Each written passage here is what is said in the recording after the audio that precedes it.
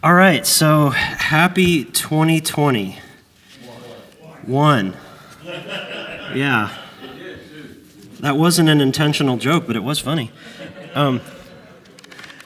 So this has been a rough one. And of course, I guess you kind of want to hear something really awesome and encouraging, probably from a booming voice, strapping, tall guy that looks like he can take on the world at 500 pounds apiece. Instead, you got me. Hi, guys.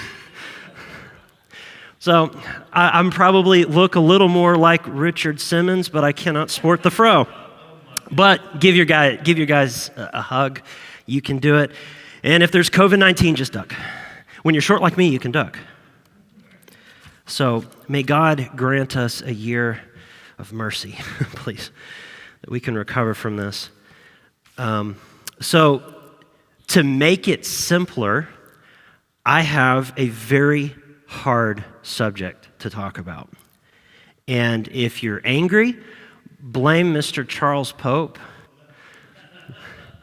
because he and I had a conversation the last time I taught, and he challenged me to put some feet to my lips. And I've been trying to figure out how to do that.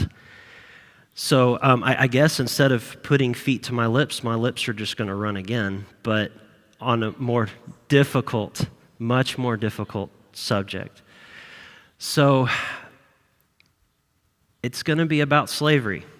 It's going to be about the contrast between what might be called biblical slavery and, of course, the slavery that we unfortunately have suffered in this nation. So, and it just so happens that we just wrapped up today, in fact, the story about Joseph. So, great example of slavery as we see this whole story in his life, watching him being, the favored son, receiving the best education, to now being nothing. And basically, his life is determined at the whim of his master. So I want to talk about this because there is a false narrative about slavery. And honestly, it comes from both sides. And that false narrative usually is that America was built on slavery, that religion supports and upholds slavery. I want to go ahead and deal with that. And I hope that you'll listen. It's okay to disagree. Call Rabbi. So, because I did talk to him about this. But I want to share with you some things that I have been able to share with some people that I didn't know. And it has been a pleasure to be able to share some information. Not always good. And we have to be fair. We're not going to be putting rose-colored glasses on slavery. It's a horrible thing. It's inexcusable. But what I want to do is I want to show what God intended with biblical slavery.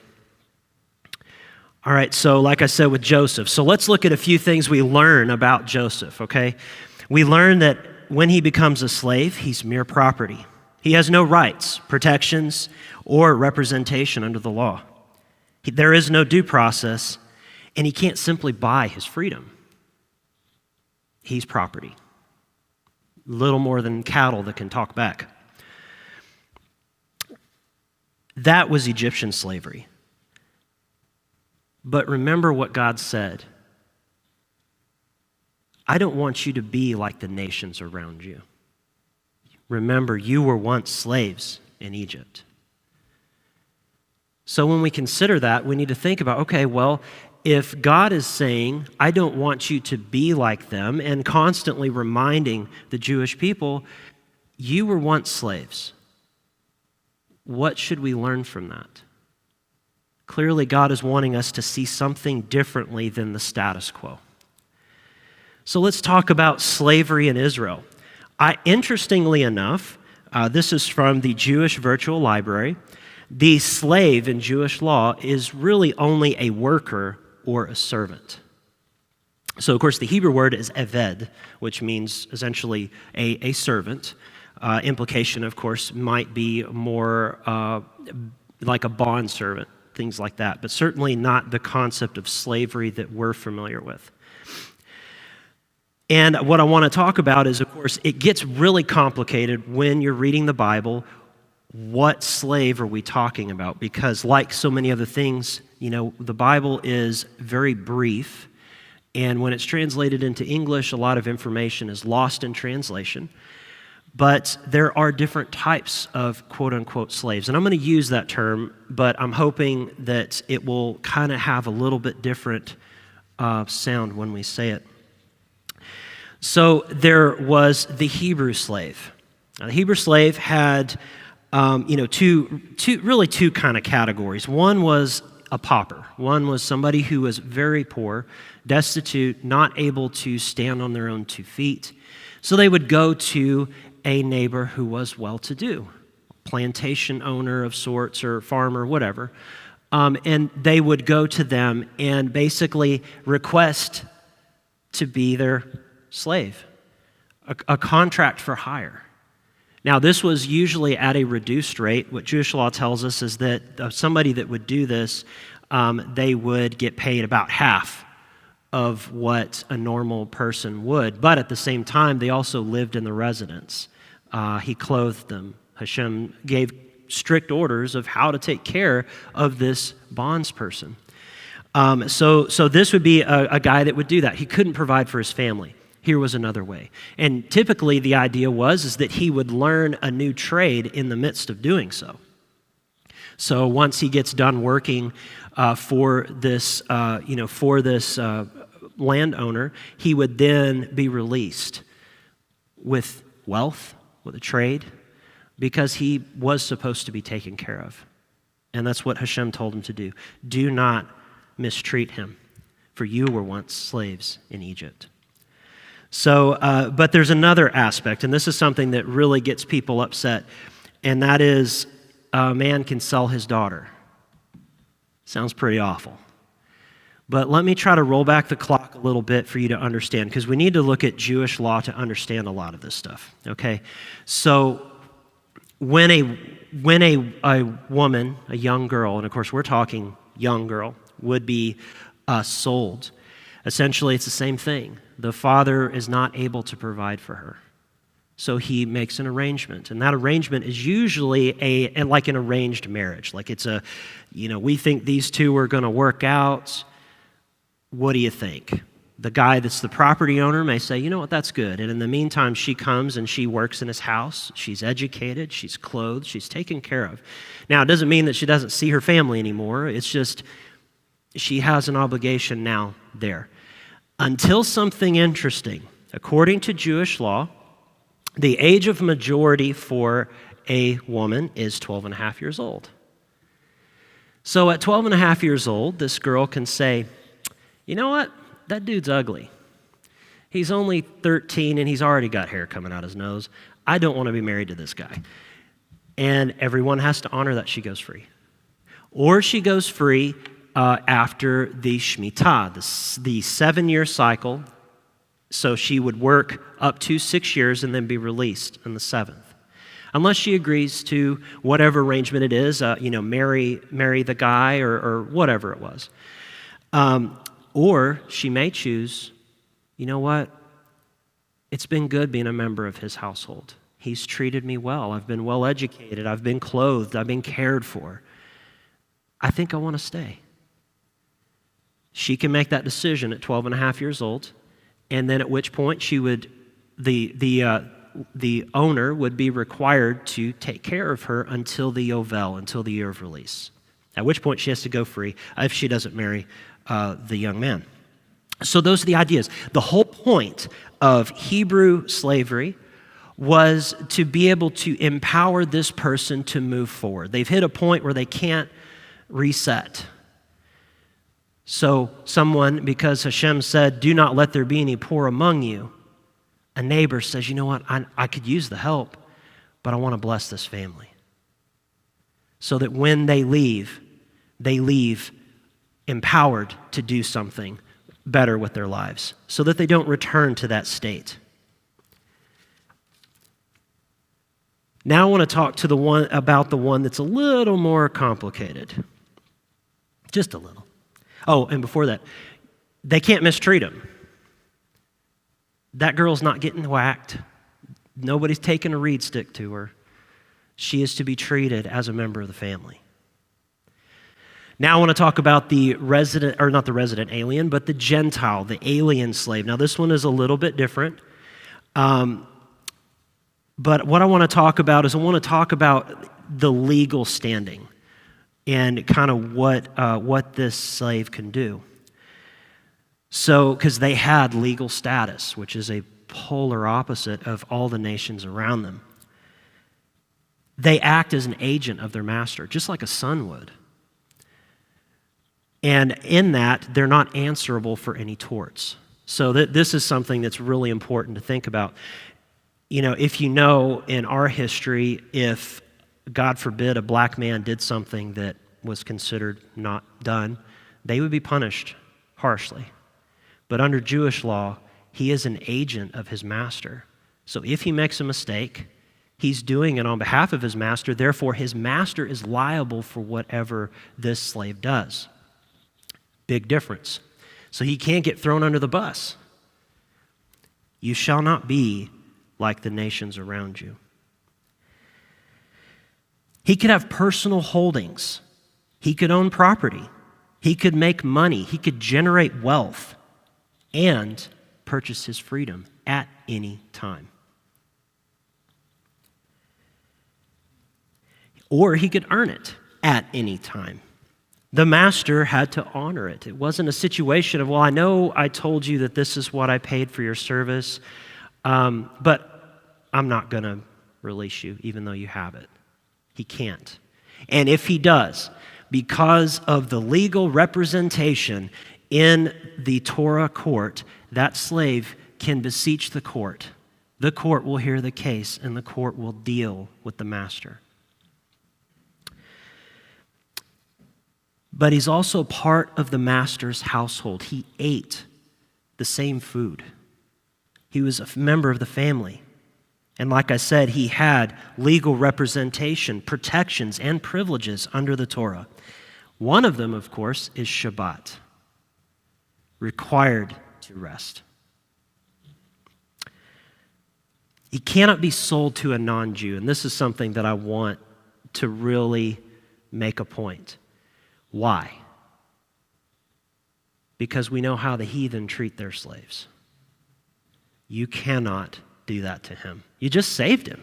Because the thing was, they couldn't be involved in the slave trade, so if you got a Gentile slave, you probably went to a Gentile slave market outside of Israel, picked this person up. That person may have been a slave their whole life.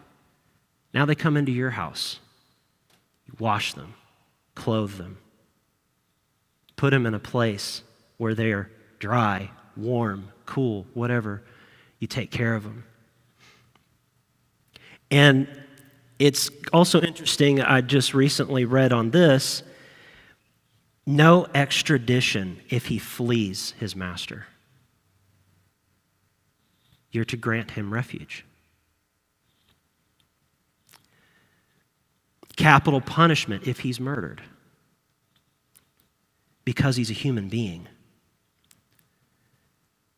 He can also refuse to be circumcised. So remember it says that God told Abraham, he said, you and all of the males in your house are to be circumcised, including your servants. Under Jewish law, he can refuse. And you give him 12 months to think about it. At the end of the 12 months, if he decides he still doesn't want to be circumcised, then he would be sold back to the Gentile. That's the only time. Now, why 12 months? Let's think about it. This guy is allowed to own property.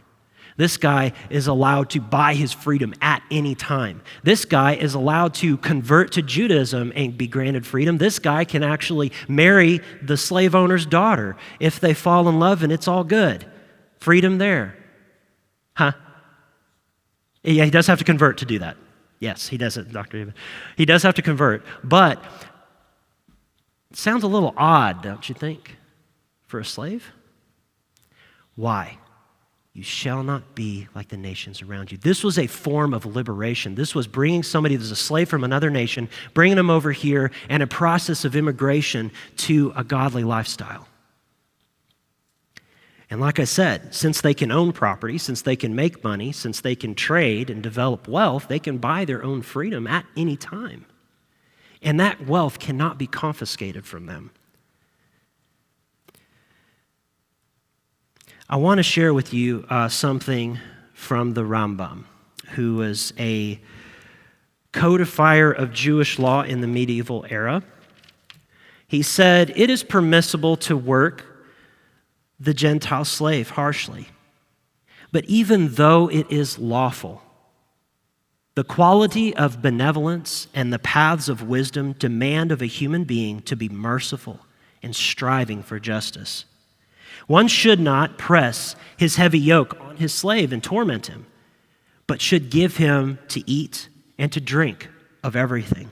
The sages of old were in the habit of sharing with the slave every dish they ate, and they fed the cattle as well as the slaves before they themselves sat down to eat. Nor should a master," I actually have my kids do that. I tell them, I'm like, "Listen, I'm not feeding my animals until you feed yours." So they feed their animals, and then I feed mine. And they eat a lot of food. But I'm dreading when they're teenagers, man. That bill's, it's hefty, and they're just that tall. But it said also, I love this, "Nor should a master disgrace his servant by hand or by words. The biblical law surrendered them to servitude, but not disgrace. You should not madly scream at your servant, but speak to him gently and listen to his complaints. As it is written in Job 31:13 through 14, if I did despise the cause of my manservant or maidservant when they contended with me, what then shall I do when God rises up? And when he remembers, what shall I answer?" Cruelty is frequently found only among heathens who worship idols. The progeny of our father Abraham, however, the people of Israel, upon whom God bestowed the goodness of the Torah, commanding them to keep the laws of goodness, are merciful toward all creatures. So too, in speaking of the divine attributes, which he has commanded us to imitate, the psalmist says, "His mercy is over all of his works. Whoever is merciful will receive mercy. As it is written, he will be merciful and compassionate to you and to multiply you." Just a wee bit different.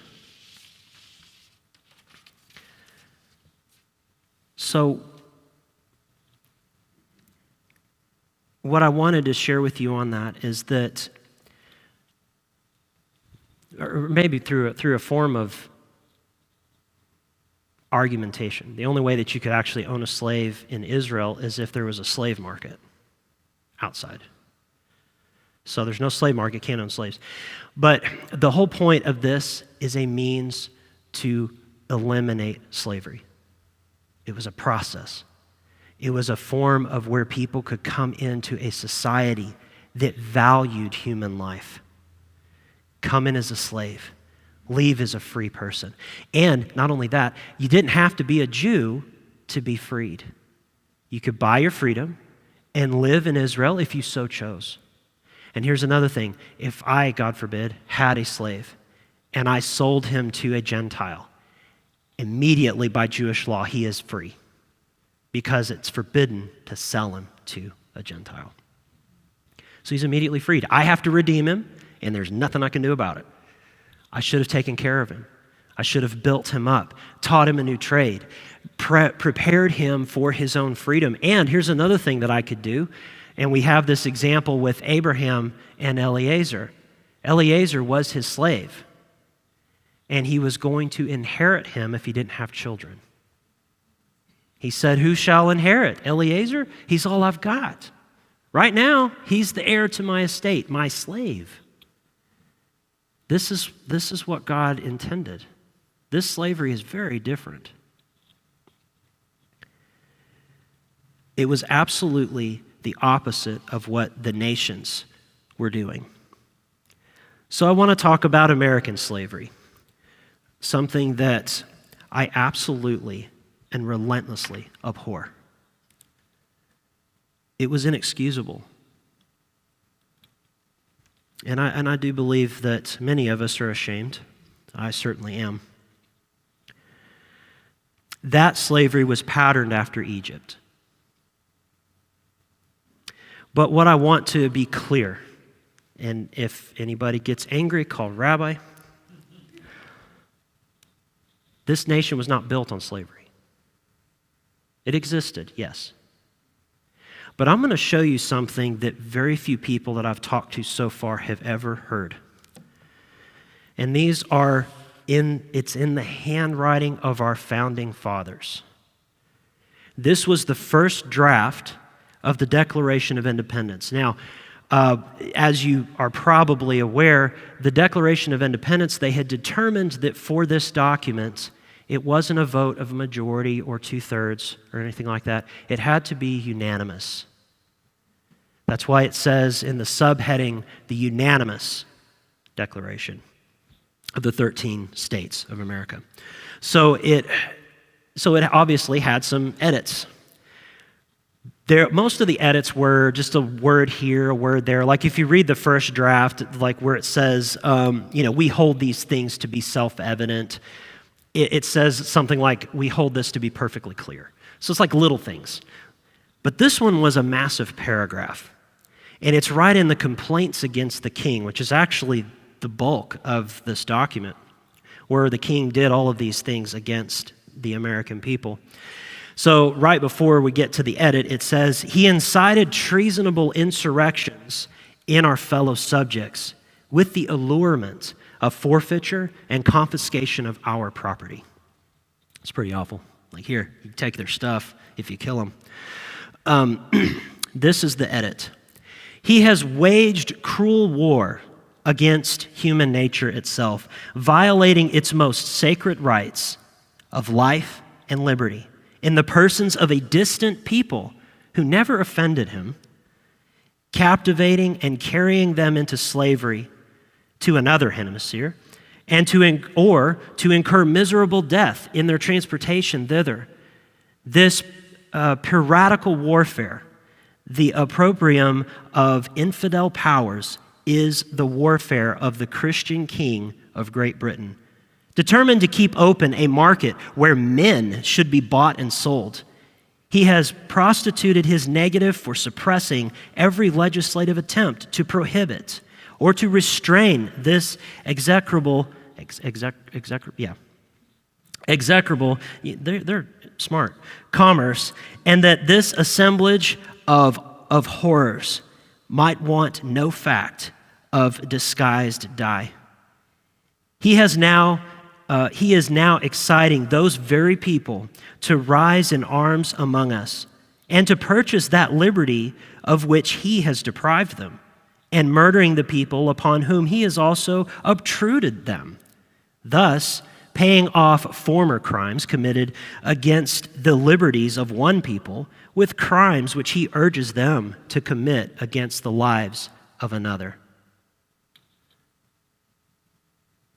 Just a little bit different. Now, I want you to see something else, too. In the handwritten copy, their punctuation was a little bit different, capitalization, things like that. I used to know all that because I used to have this document committed to memory, and I don't anymore. But the only section of this document that was actually in all caps was the title, in 2 words in what I just read. 1, Christian. They're challenging. He's not a Christian. Christian wouldn't do this. The other word is men. When he's talking about the slave, men was capitalized. Now, here's the interesting part. Remember I said it was supposed to be a unanimous declaration. That means that somebody didn't like this. Any ideas out of the 13 colonies, how many colonies dissented and wanted it gone? 2. I had said it was 1 to somebody, and I went back and looked. That's why you should always fact check. So, 2. I could not find who. I figured probably Georgia. Yeah. Probably Georgia, probably South Carolina, I don't know. But I will tell you this, it was, sir? It was actually not Virginia. Yeah, Virginia said, let's get rid of the slaves. They wanted it gone, which let's also point out, where did all of the founding fathers live? Virginia. So our founding fathers said, let's get rid of them. This is an atrocity. They agreed with this. Our founding fathers wanted to do away with slavery, except for 2 colonies. We'll kick their butt later. So we were 2 colonies away from abolishing slavery. 2 colonies away. Because it had to be a unanimous decision. And we never could, until the Civil War, obliterate it altogether. And I wished we could have done differently. The desire of the overwhelming majority of our founding fathers was for all men to be free, which is why men was capitalized in this document. Now let's talk about the black heroes of the revolution. Let's talk about Crispus Attucks. He was considered the first martyr of the cause because he is a whaler and he's, he's in the harbor, hanging out with his guys, eating a meal. He's the only black guy in the group. And the British soldiers started harassing them. And he's like, you know what, I've had enough of this. So he rose up against them. They shot him twice before he went down. But he was protecting his fellow brothers. Now, they died too, unfortunately. But he took the first shots, protecting them. And that's one of the murders that took place that actually gave more resolve for our insurrection. Phyllis Wheatley, she was an author, poet, patriot.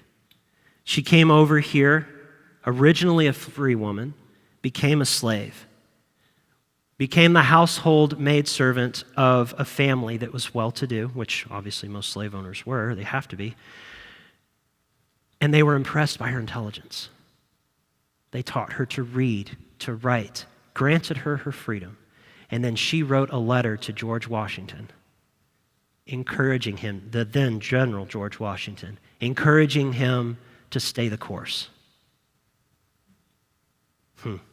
And not only that, he responded. And he signed it, your humble servant. A little bit different history, I think. Obviously not perfect, but different. There's also Peter Salem and Salem Poor. Both of them were soldiers. One of them shot not a colonial, God forbid. One of them shot a British officer, which of course is major bragging rights. It was a headshot. And with those muskets, they're not super accurate compared to our guns now, so that was an impressive shot. And at that point, people started realizing, oh wow, we have unleashed a monster because these people want freedom too. They're fighting for the same liberty we are. Then my favorite, James Armistead Bond. Just kidding. James Armistead Lafayette. He was a he was a double agent, and he was the first American double agent. So nobody thought much of a black guy. Like, he's fine. He actually wound up in the council of General Cornwallis. Lord Cornwallis. Yeah, Lord Cornwallis. And General George Washington. He went back and forth gathering information, and I want you to hear what I'm about to tell you. We would have lost the revolution had it not been for this one man. You know why? Does anybody remember that in the movie The Patriot where all of a sudden the American Navy stopped, created a blockade that did not allow British reinforcements to come in? Guess who told them? Armistead Lafayette. He got the information, quickly got to General George Washington, and they were able to rout their navy, rout their infantry, and quell the rebellion. That was the last great battle of the Revolution. That information forced Lord Cornwallis to surrender. And then from there, the war just kind of eventually died off. But that was the last great battle because of one man, a black man, a slave, who fought for liberty. And it was granted to him eventually. Not the prettiest story, and I'm not proud of that. But he was a hero. He saved us. We are here. And where's the flag? I don't know. Oh, there it is, in there. We have that flag because of him. Had he not told us this, we would have been a British colony for longer. We owe our lives to him. America was not built on slavery, but was bought with the precious red blood of patriots, with a dream of liberty and a will to fight for it. We hold these truths to be self-evident, that all men are created equal, and that they are endowed by their Creator with certain unalienable rights, of which of these are life, liberty, the pursuit of happiness. That to secure these rights, governments are instituted among men, deriving their just powers from the consent of the governed. That is the American dream. Life, liberty, the pursuit of happiness. It was worth fighting for these slaves. I think we need to stand up and fight for it too. Guys, that's all I've got. The only thing that I want to close with is this. Our founders believed inalienable rights were granted by God, which means no government can take them away. That was what they were fighting for. It was a process. They had to learn. There was you might argue, well, they're a product of their times. But they were ahead of their times in seeking liberty. And we have much to be grateful for in that and much to fight for and preserve. Because we're now living more the way the Bible wanted us to and the way that we are supposed to treat one another. We are equal. Mr. Charles is like my grandfather. And I'm honored to have that conversation that pushed me to do this. And I hope that it brought you honor. And that it will start healing this crap that we are allowing to continue. It won't end in violence. It will end with love, understanding, open hearts, ears, and a closed mouth. I love you guys. Happy 2021. May God grant mercy, and may we see peace swiftly soon in our days. Shabbat Shalom.